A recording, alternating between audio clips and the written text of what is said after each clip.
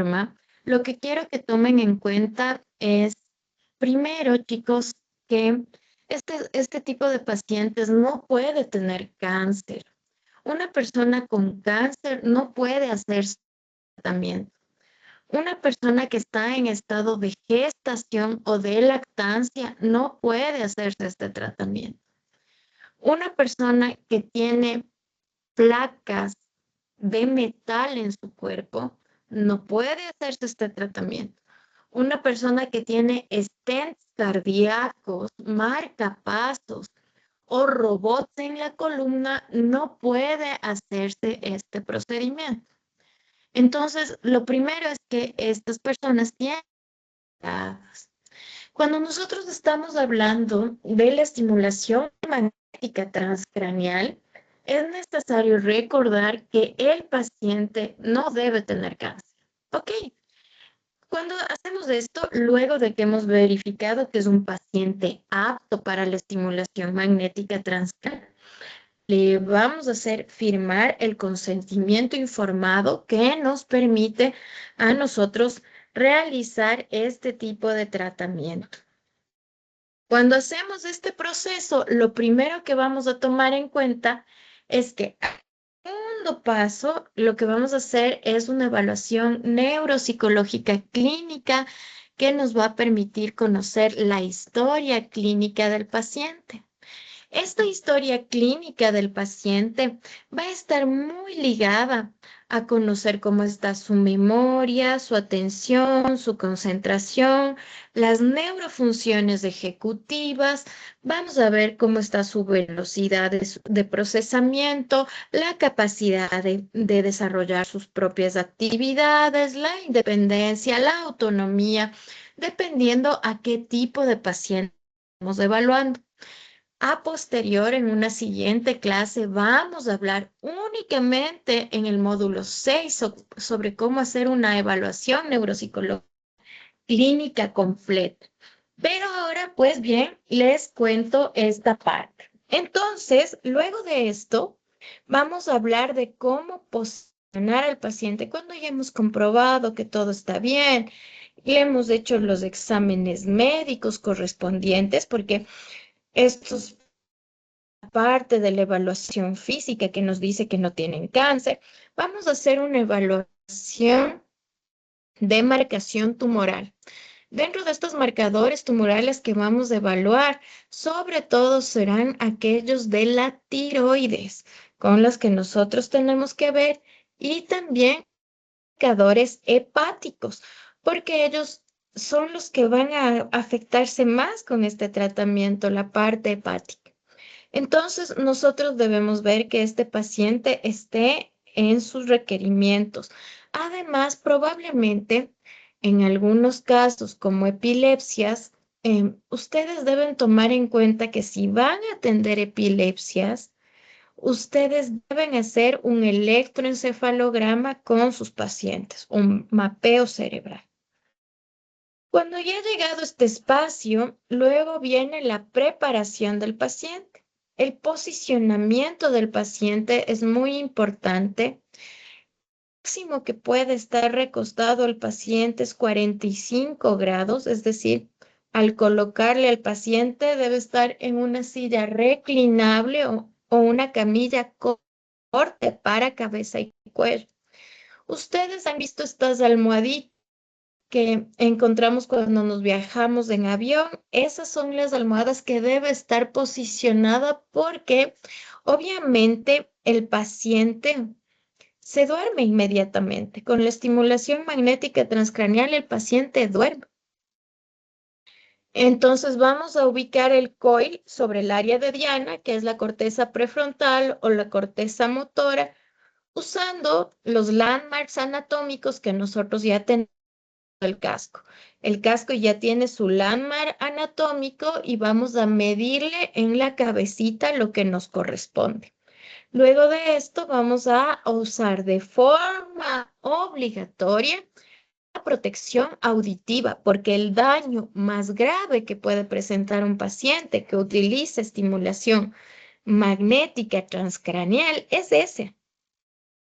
ese mismo, el que usted se está imaginando, el sonidito, el tac, tac, tac, tac, tac, tac, tac, tac, esto es lo que va a dañar la parte auditiva, por eso se le pone tapones auditivos o auriculares al paciente debido al sonido del clic magnético.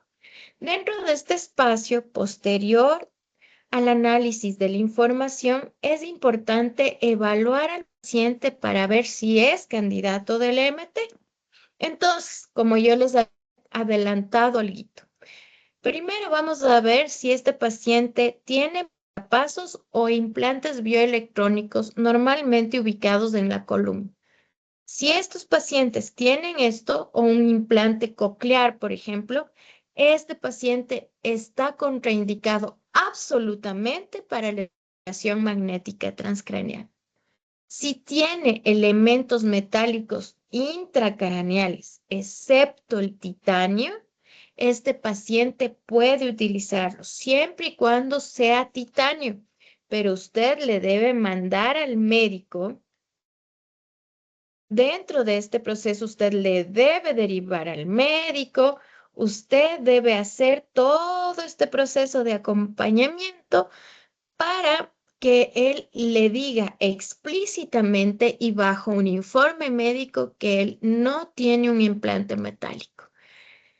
Si hay epilepsias no controladas, estos pacientes no son sometidos a estimulación magnética transcraneal. Además, si hay lesiones cerebrales recientes menores a estimulación magnética transcraneal, porque podríamos generar otra hemorragia. Lo correcto es que después de 6 meses de un accidente cerebrovascular, una hemorragia intracraneal, una hemorragia cerebral, recién después de 6 meses podemos hacer este tipo de procedimientos. También debemos recordar aquellas personas que tienen espirales o clips para aneurismas o stents cardíacos o estimuladores implantados o estimuladores cerebrales profundos o del nervio vago implantados.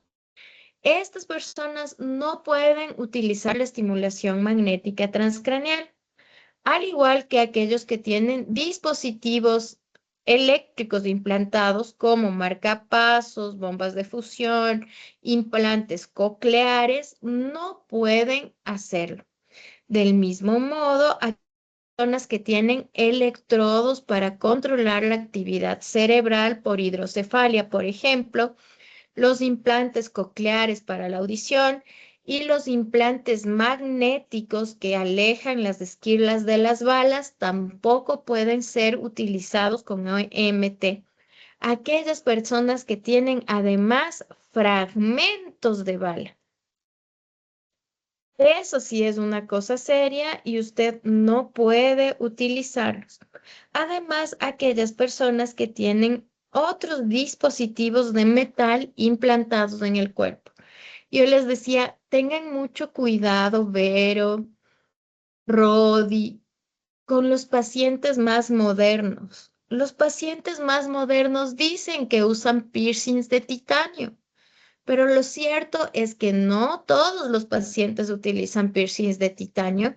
Hay muchos que tienen piercings de metal con baño de titanio. Por lo tanto, es muy importante que su paciente se saque los piercings, aunque esté puesto en el clítoris, en el glande del pene, en las tetillas, en los senos, en el ombligo, en las cejas, en las orejas. Todo metal debe ser sacado antes de poder ingresar a la estimulación.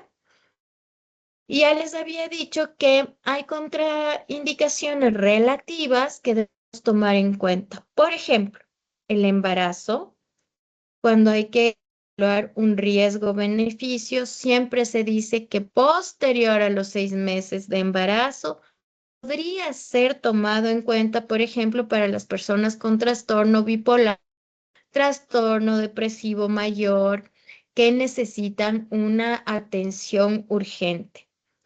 También, por ejemplo, si dentro de los antecedentes te dicen sea la familia materna o paterna con antecedentes fuertes de epilepsia familiar o el uso de medicamentos que reducen el umbral convulsivo que el paciente desconoce por qué se usa con el dicho tratamiento. Muchas personas llegan sin decirte lo que tienen porque dicen, ¿para qué le voy a decir si usted va a decir lo mismo, doctor? Y se callan su diagnóstico que ya han tenido en cuenta, ¿no? Entonces siempre hay que pedirles esta prolijidad de investigación cuando estamos hablando del proceso. Siempre cuando usted haga la estimulación magnética transcraneal, debe usar guantes médicos metálicos y debe utilizar lentes o gafas de protección si es necesario. Obligatoriamente debemos ver que el paciente no porte objetos metálicos, joyas, piercings cercanos al coil, porque eso podría romperse y podría causarle una quemadura de tercer grado al paciente. Y siempre hay que tener un kit de emergencia, incluyendo medicación anticonvulsivante. Por ejemplo, en el caso de mi centro, nosotros no damos atención a pacientes epilépticos. No todos los centros tienen esto. Hay varios neuropediatras que toman la decisión de brindar esta atención, por ejemplo, a los pacientes con epilepsia, porque tiene un gran índice de mejora. Sin embargo, para dar la atención a estos pacientes, usted debe estar consciente que el paciente puede convulsionar y que necesita un equipo médico y un profesional médico que se haga cargo del caso. Ahora vamos a hablar de la preparación del equipo. Primero vamos a hacer una verificación inicial del equipo y del ambiente. Si usted está en la costa ecuatoriana, este equipo puede funcionar en una temperatura máxima de 20 a 25 grados de humedad y una humedad máxima del 70%. Es por eso que en consultorios de la costa y el oriente ecuatoriano es obligatorio contar con un equipo acondicionado.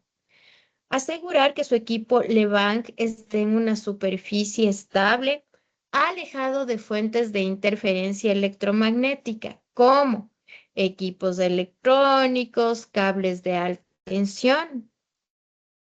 Recuerde que el equipo debe estar obligatoriamente conectado a una toma de tierra y a un regulador de voltaje. En nuestro país es obligatorio tener un regulador de voltaje. Y recordar que siempre usted debe verificar que el cable de alimentación esté intacto y correctamente enchufado. Cuando nosotros abrimos nuestra máquina Levan, vamos a encender el equipo.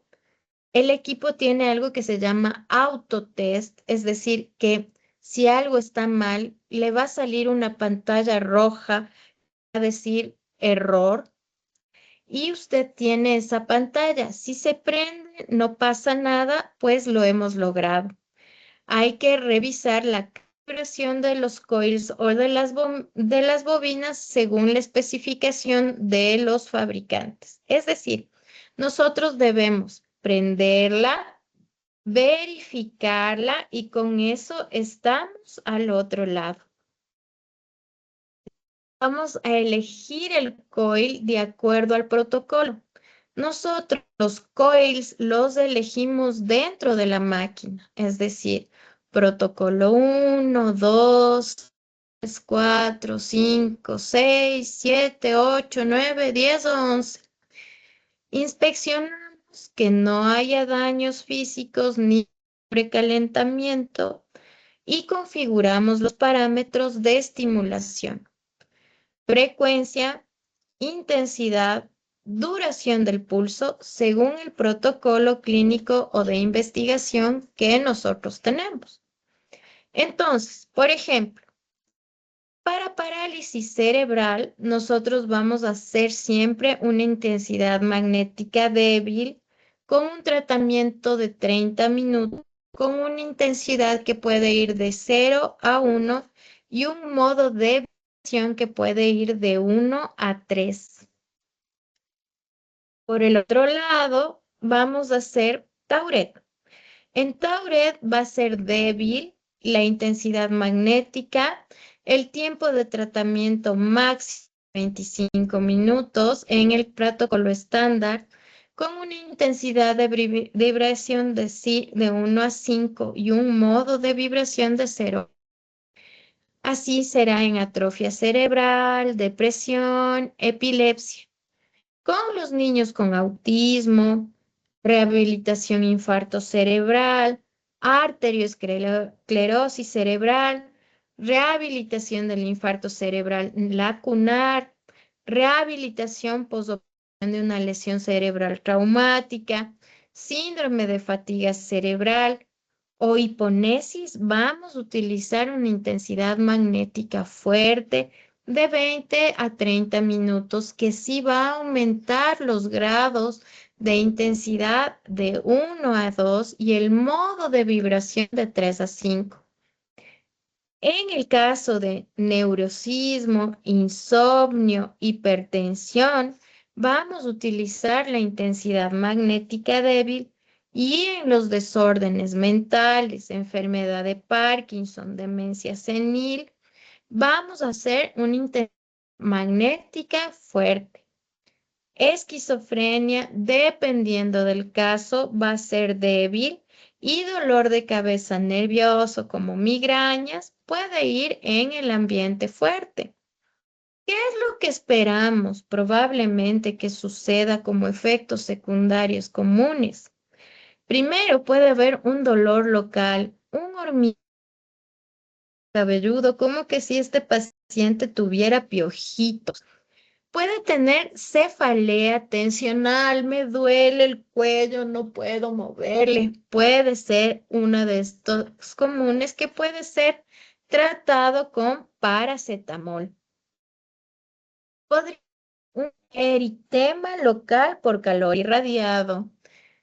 Esto normalmente, como cuando te pones un reloj y se te hace un círculo rojito, pues lo mismo sucede y se va rápidamente. Hay personas con muchísima ansiedad que podrían tener episodios vasovagales, un síncope y se pueden desmayar, y podrían tener algunos trastornos audiológicos reversibles cuando no usan el protector auditivo recomendado. Realmente, cuando usted ha hecho una mala investigación del paciente, va a tener convulsiones con un riesgo menor al 0,1%. Este está asociado a la alta intensidad o a una frecuencia con pacientes con predisposición a la epilepsia. Por eso es tan importante que usted pueda investigar profundamente a su paciente. También cuando haya alteraciones cognitivas temporales y leves, como problemas de memoria o de lenguaje. Quería decir algo, pero no recuerdo qué tenía que decir, no recuerdo la palabra. Puede suceder esto.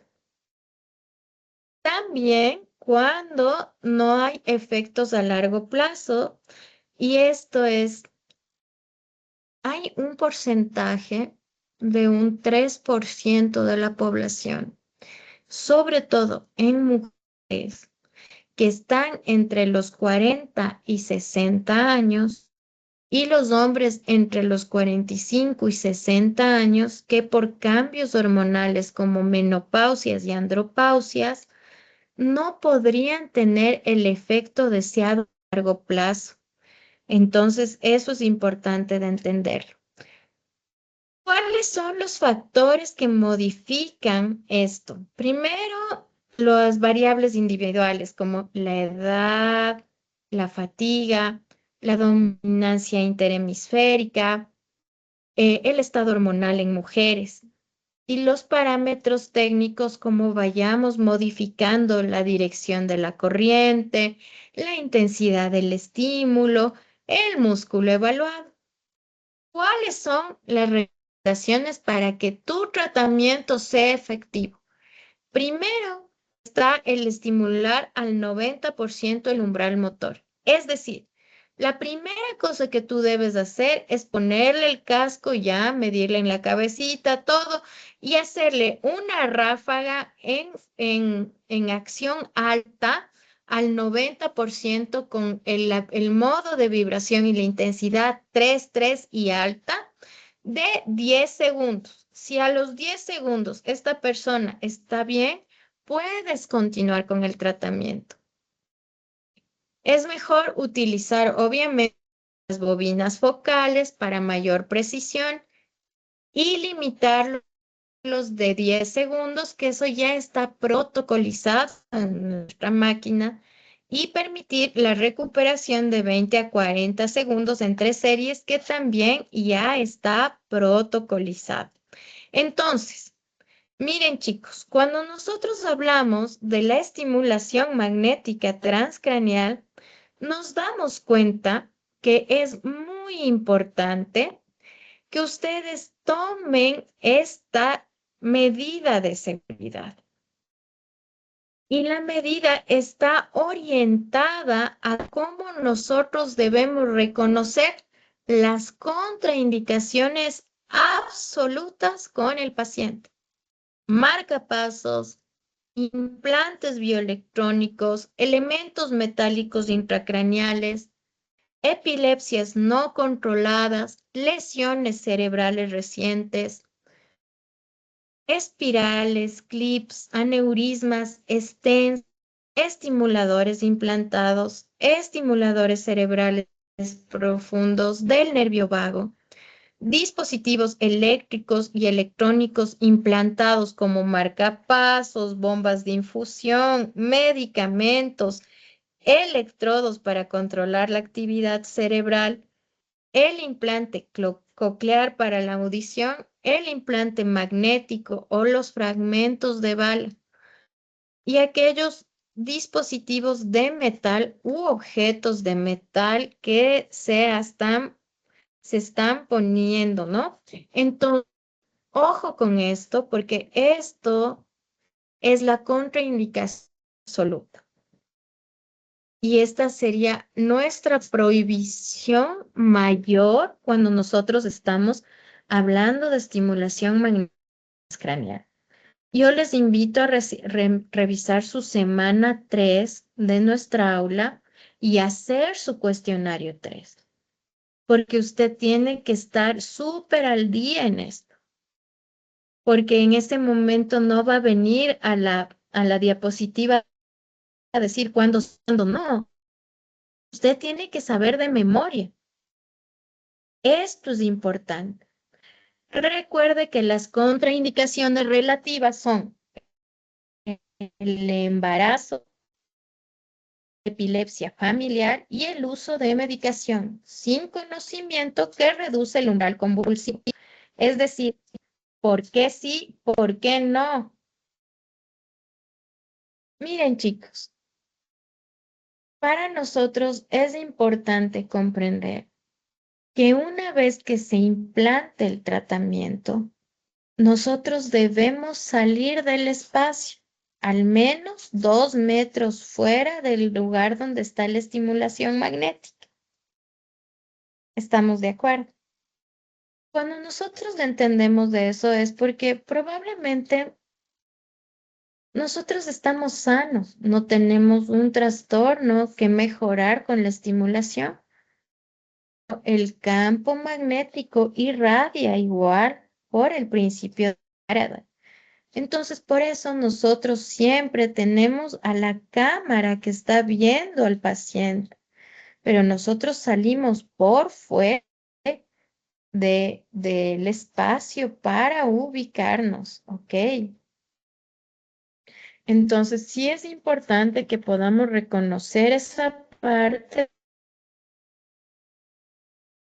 la preparación del equipo. Berito, Ronnie, Mónica, todos los que están en zona costera o en zona cálida, de siempre prender el aire acondicionado y manejarlo a 20 y 25 grados para que su máquina no se dañe.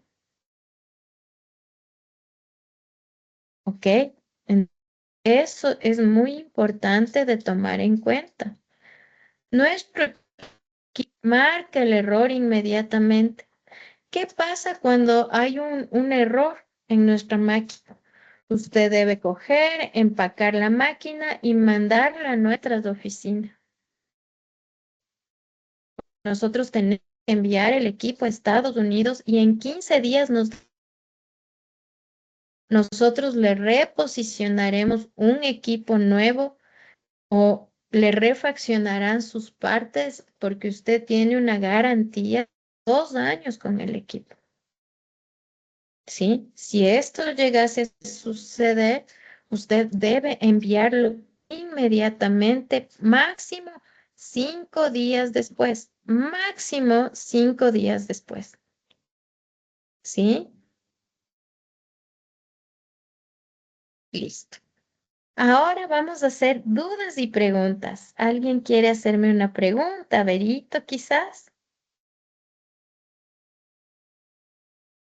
Sí, muy buenas noches. Bueno, en cuanto cuando hablamos de restricciones, o bueno, evaluaciones en cuanto a lo que es problemas de tiroides y problemas hepáticos, no me quedó muy claro esto. Tengo que solicitarle al paciente quizás un Examen del examen paciente de TSH, FT1, FT2, FT3, FT4 y tiene que mandarle a hacer un examen de TGP y AST para ver cómo se encuentran sus enzimas hepáticas.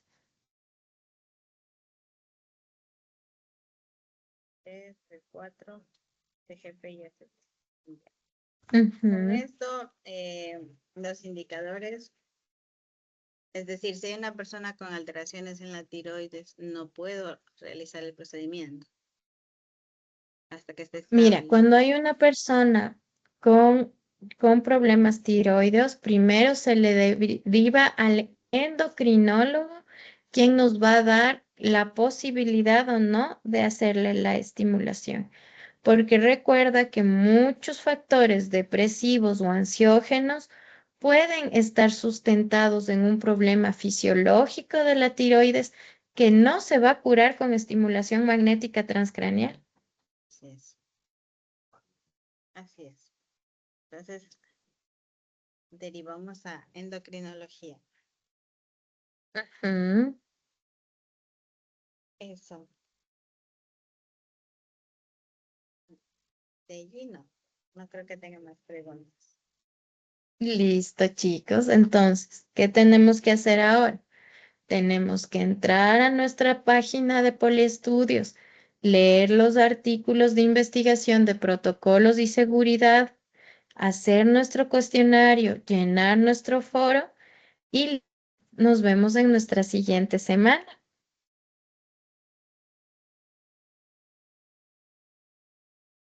Que les vaya muy bien, chicos. Chao, chao. Chao, Chao. doctora, bendiciones. Gracias.